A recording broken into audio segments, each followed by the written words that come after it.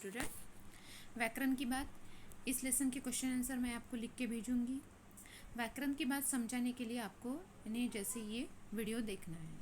नीचे लिखे वाक्यों में कर्ता को पहचान कर उसे रेखांकित करना है। नीचे में जो कर्ता है उसे पहचाना है। अब गंगा का पानी आया, कर्ता।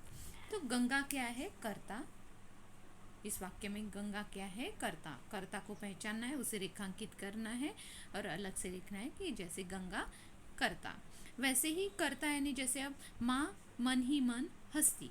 अब माँ क्या है? कर्ता है, तो उसे भी रेखांकित करना पड़ेगा। उसके बाद नील माधव डॉक्टर आती, तो नील माधव क्या है?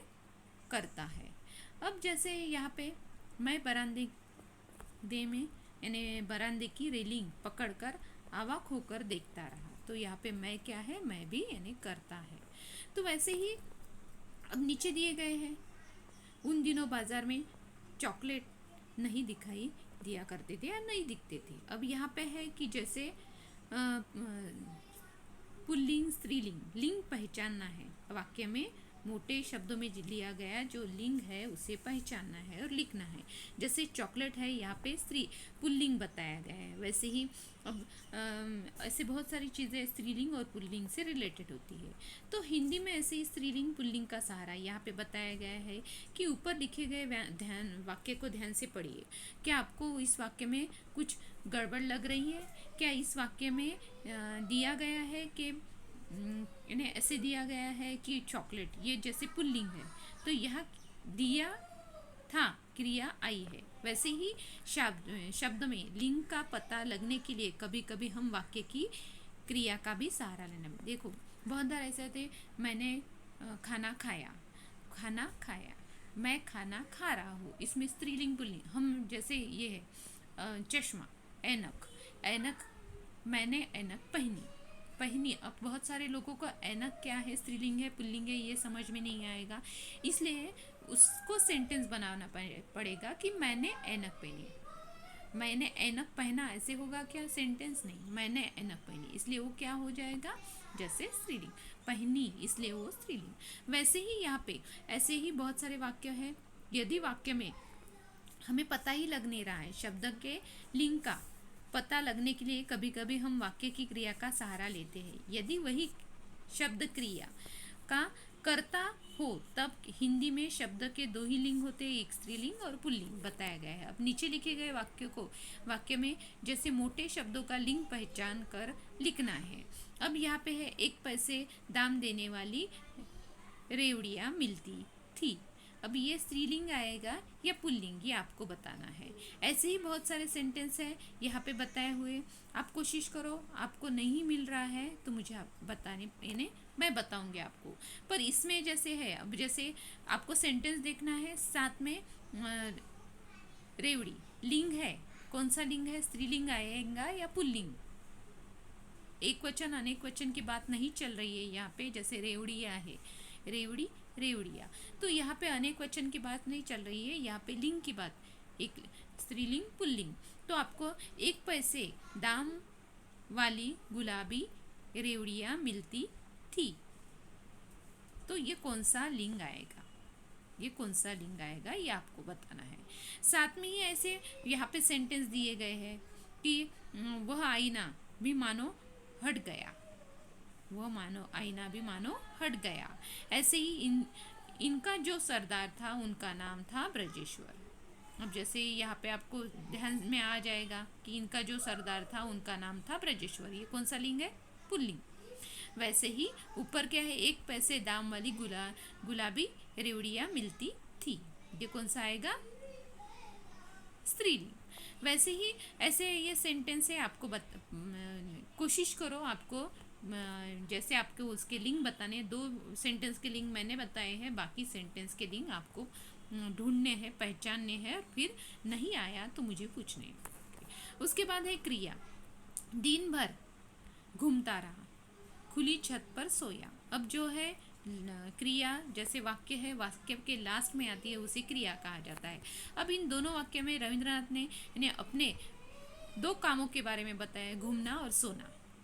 जिन शब्दों से किसी काम के होने का पता चलता है उसे क्रिया कहते हैं। अब जब शब्दों में क्या हो रहा है, जिन शब्दों से किसी काम के होने का पता चलता है उसे क्रिया कहा जाता है। अब मोटे शब्द की क्रिया, अब यहाँ पे कुछ शब्दों में क्रिया बताई गई है। क्रिया को जब वाक्य में से अलग करके लिखते हैं तो उनका रूप बदल जाता है। इसलिए घूमता और लिखेंगे या घूमना, ऐसे यानी जैसे घूमता है, अब जैसे दिन भर घूमता रहता। अब क्रिया को अलग करना है तो हम घूमना ऐसे लिखेंगे। तो ऐसे ही अब वाक्य है, तो यहाँ पे है माँ मन ही मन हंसती है। माँ मन ही मन हंसती है, तो यहाँ पे क्रिया कौन सी आएगी, हस्ती का हंसना।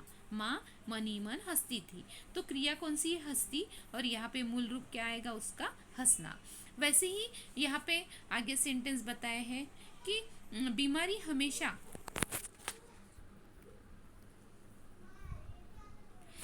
हमेशा के लिए दूर हो जाती है, तो हो जाती है, तो यहाँ पे जाति क्या है, क्रिया है, दूर हो जाती, तो ये क्या है, जाति का जाना आ जाएगा।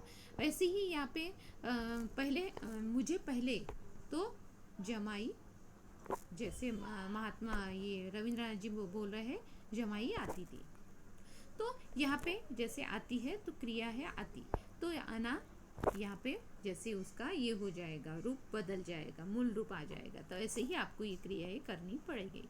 तो जिस किसी को दिक्कत आएगी तो आप मुझे जैसे व्हाट्सएप थ्रू पूछ सकते हो। अब इसके बाद है नेक्स्ट जो लेसन है, न्यू लेसन स्टार्ट करने वाली हूँ।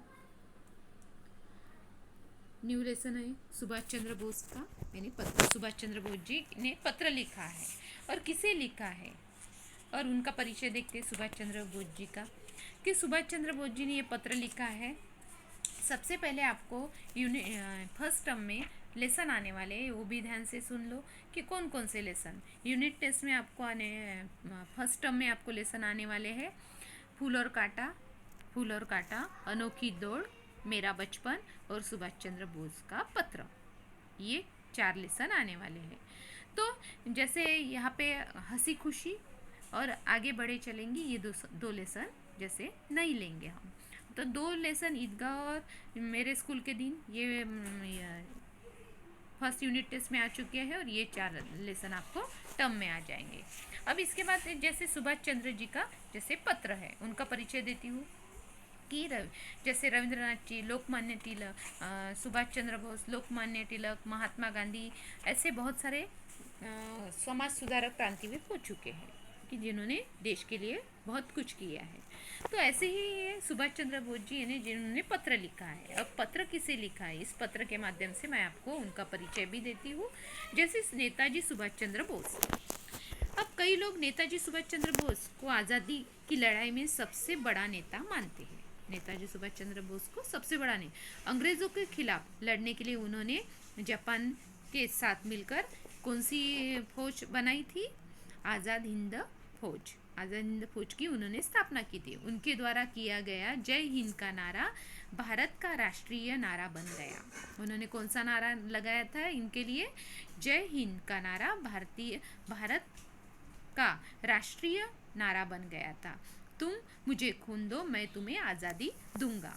और वो दिल्ली चले गए, और ये जैसे उन्होंने देश के लिए जो कार्य किया है। अब यहाँ पे जैसे अंग्रेज़ों ने, अब उनके मृत्यु के बारे में रहस्य बताया गया है कि उनका मृत्यु आज भी कैसे हुआ वो पता नहीं। उनके मृत्यु के बारे, नेताजी के मृत्यु के बारे में जो रहस्य है वो किसी को भी नहीं पता है। अब नेताजी सुभाष चंद्र बोस का ये पत्र है, जैसे उन्होंने लिखा है, अमर क्रांतिकारी और आज़ाद हिंद फौज के संस्थापक नेताजी सुभाष चंद्र बोस ने यह पत्र अपनी माँ श्रीमती प्रभा देवी को मात्र 16 वर्ष की आयु में लिखा था। ये पत्र नेताजी सुभाष चंद्र बोस जी ने कौन सी आयु में लिखा था, अपनी 16 वर्ष की आयु में इन्होंने ये पत्र अपनी माताजी को लिखा था। इस पत्र में किशोर सुभाष ने घरेलू बातें तो लिखी है, किंतु कुछ ऐसी भी बातें लिखी है जिनसे पता चलता है कि वे बचपन से ही कितने उच्च विचारों और आदर्शों के धनी थे। यानी उनके जो विचार है बचपन से ही, यानी 16 साल का ये पत्र है, 16 साल के थे वो तब का ये पत्र है। और उनकी जो बातें हैं, उनके उच्च विचार और जो आदर्श बातें हैं वो जैसे धनी है।